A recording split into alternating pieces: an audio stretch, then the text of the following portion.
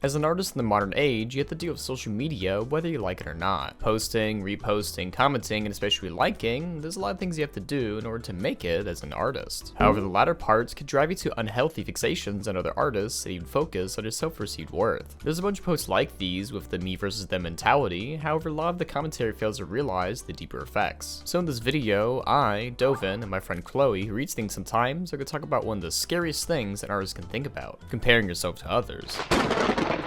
Also, later in the video, we're going to see some fan responses to this question. I love those. To make a big thing more prominent in discussion is that there's a difference between posting art online for money and art as a hobby. Opted for the former, this would be commissions, while the latter would be for funsies. So to begin with that notion, you have to think about why you're posting to begin with and what your goal is in the end. Well, end is a relative term, as the end could just be a continued state of earning consistent money with your platform. The end. There are even subcategories when it comes to this discussion, such as safe for work and not safe for work. To make it clear, if you're a safe for work artist, you should not be comparing yourself to not safe for work artists in terms of the likes. Mainly for the fact if one is looking for not safe for work, they're looking to satisfy a specific urge. So upon seeing safe for work, it probably isn't much use to them in the moment, if you get what I mean. I do not.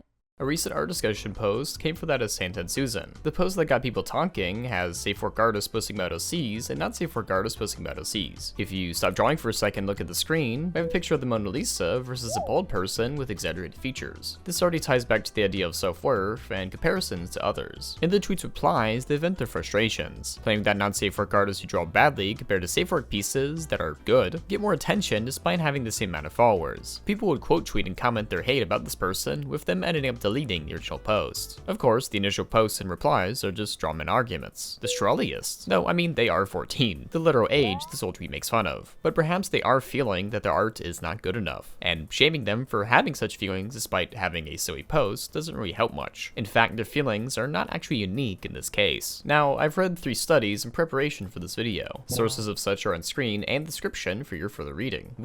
The first is from the University of Rochester, with the article called, "Getting Fewer Likes on Social Media Can Make Teens Anxious and Depressed." Now, I won't go into the full thing, but I will have this quote for the study just for you. Yeah, just for you. Participants were randomly assigned to receive either few likes or many likes relative to other displayed profiles. In a post-task questionnaire, students in the fewer likes group reported more feelings of rejections and other negative emotions than those who received more likes. With people wanting to belong, if you see yourself and your hard work getting less attention compared to your peers, you feel as if you're not good enough. This is correlated with the College Journalism and Communications, University of Florida. Their article features the excerpts of the research paper, look up, look down, articulating inputs and outputs of social media comparison. By comparing themselves to people who were perceived to be doing better in life, users came away with deflated self-esteem. Also, as a side note, please don't click this link right here. For some reason, it leads to a gambling website. Lastly, we have a recent study from 2024. Colorado State University's article features the paper, Roles of Likes and Dislikes in Influencing User Behaviors on Social Media. While the two focused more so on adolescents, this was more of a general study. Remy and his co-author talk about comparisons of yourself to others as well as yourself to yourself. If a person expects to receive a lot of likes and then they post something and they don't receive as many likes, it creates an unmet sort of desire. Although they're not competing with somebody else, they're comparing with whatever number of likes they expected to receive, and then they may engage in some type of behavior to make up for that unmet desire. Sounds like me and my situationships. Further in this article, they describe how unmet expectations can lead the user to engage in more riskier behavior. An example I would compare it to is a speedrunner not reaching what they think they can, for a time. This would result in cheating for a better time, despite them otherwise being good at a game. But for art, we also see these effects in posts like Susan's and many others seen before. This one by Blue Bottle Flyer features much of the same comparison. I mean, he put a lot of effort into his OC, and he's very mad that people are engaged in many other things. Or even more recently with Meow Boop, showing the self-comparison to much younger artists' abilities. Now, I made a video all about self-improvements in different art styles that you can watch after this video. The last image I'll show is that from Epic Hippie, not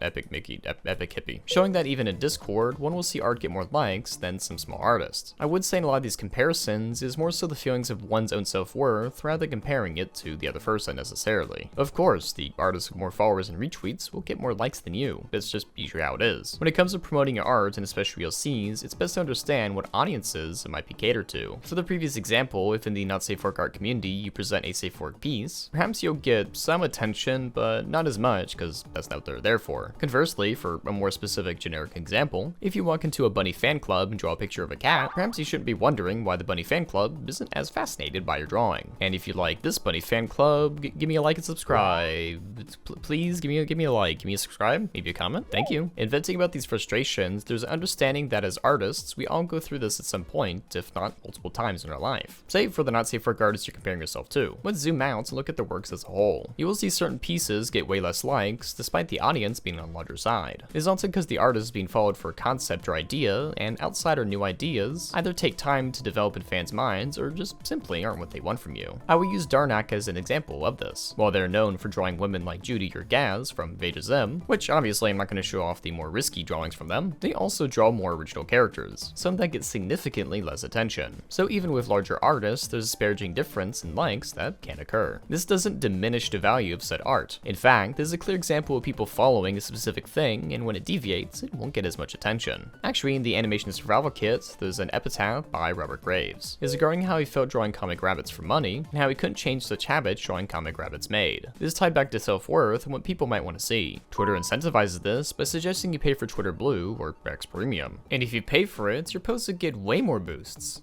I mean, way more people see it. Isn't that great? In fact, this might exacerbate the issue with comparisons, as if more people do see your works and don't interact, you might feel worse. For situations like this should be a case of self-reflection and talking to your friends about your work and what you want to do. And, I mean, there's a lot of ways for people to see your cool OCs. A recent example of me getting to new characters would be that of Legends of Vantress. While I haven't seen a full more episode of the D&D channel, I have seen the funny self-inserts all around. And with enough exposure, I get a sense of who these characters are, and when I see them on screen, I'm like, ooh, they're gonna do a funny. I always like talking to artists about their OCs and what they want to do with them. As for promoting them, doing funny or interesting things can yield an audience with enough time and the right spice of the algorithm magic. So when I see posts like these, I can see where an artist is coming from. However, the anger is misplaced. It isn't the fault of a popular not safe for work artist that you aren't getting likes. Attention on social media isn't a well that can be drained, as people have many interests and vast appreciations for many things. Art is not a static process. To experiment and branch out of known methods to explore new territories is what pushes certain artists more so than others. The quality of artwork is relative. It's more so the consistency of working that many people will see their cool characters. Though personally, I tell artists to draw their OCs doing funny memes or trends. I mean, that does help getting more eyes on your stuff. As a side tangent before we get into the fan responses, I've been using Bluesky more.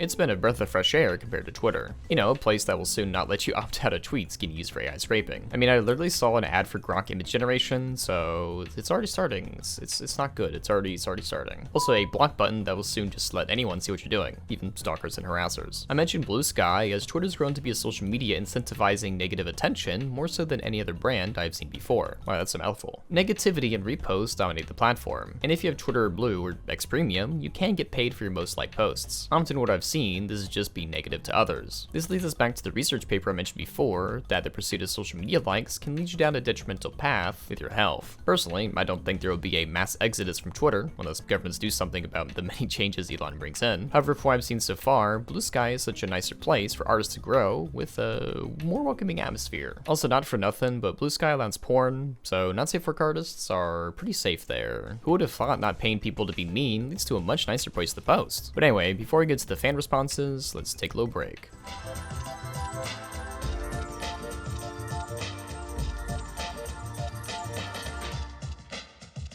I feel like this image itself isn't entirely accurate, since there has been a multitude of cases where the opposite has been true. In a broader note, images like these often create a us versus them mentality that has become more prevalent in the art community recently. It's part of why I don't want to have any involvement in actual community in spite of making art myself. What this image is saying and comparing art by likes to others are different. I don't think it's fair to compare yourself by likes, because growth for things like this is just a matter of marketing. As for not safe for work getting more eyes, I understand artists' frustrations after working hard on a piece, wanting people to see your work, or just trying to promote safer work pieces. However, due to how sites like Twitter work with the trending tabs and recommendations, they encourage not safe for work art more. I understand how that can be disheartening to put all that effort for it to not be seen over not safe for work, which may be even lower quality. As someone who rides the line between these, yes, sex sells, and some people just want to have fun or get their character known out there. They don't need to be vilified. It ain't that deep. I'm sure it's frustrating for safe for work artists, but there are niches for them. Plus, it's easier all around on you if you're a safe for work content creator. Stricter guidelines are squeezing out adult content creators and artists left and right, and a lot of that is used to make someone's livelihood. We shouldn't be pitting artists against each other because we're jealous some people are getting more engagement. It's time to grow up and get mad at the real problem: the billionaires running these social media sites fucking up the algorithm for everyone. I feel like artists who do this lack a sense of maturity and tend to be selfish, as harsh as that may sound. The refusal to zoom out and see the bigger picture that a lot of artists, safe for work or not, big or small, are suffering from algorithms, bad engagement, burnout, AI, and art theft is what I have a problem with. I get it's frustrating, but it's not just you. Blaming others in the same boat isn't doing anything except making you look kind of irritating, to be honest. There will always be posts like this that crop up every once in a while, and the frustration with oneself is an internal struggle that can be mitigated by talking to your peers. With social media never going away, we have to adapt around these feelings and push ourselves to keep creating. To compare our works and lives to others does nothing but sour your own mood, and try to take down the joy of others for participating in what they like, such as not safe for work. People won't look towards you as an artist wanting to get their works out there, rather a bitter person that believes they're deserving of your attention, even if a misguided emotion is one that social media tries to paint as a valid one in pursuit of attention and likes. So, what was the moral of this video? What was the main goal of this video? Number 1, don't draw these comics or you'll be made fun of. Number 2, talk to your friends about these feelings. And number 3, join Bluesky. But that was the main talking parts of the video. Hope you liked it. I've been Dovin, and Halloween is coming up, so tell me your costumes. Tell me your costume ideas in the comments below. But if you're watching this in like June or July or whatever, just tell me what you're doing then instead, or maybe what your costume is gonna be for next year, like a cosplay, I guess. I don't know. Have a good day, everybody.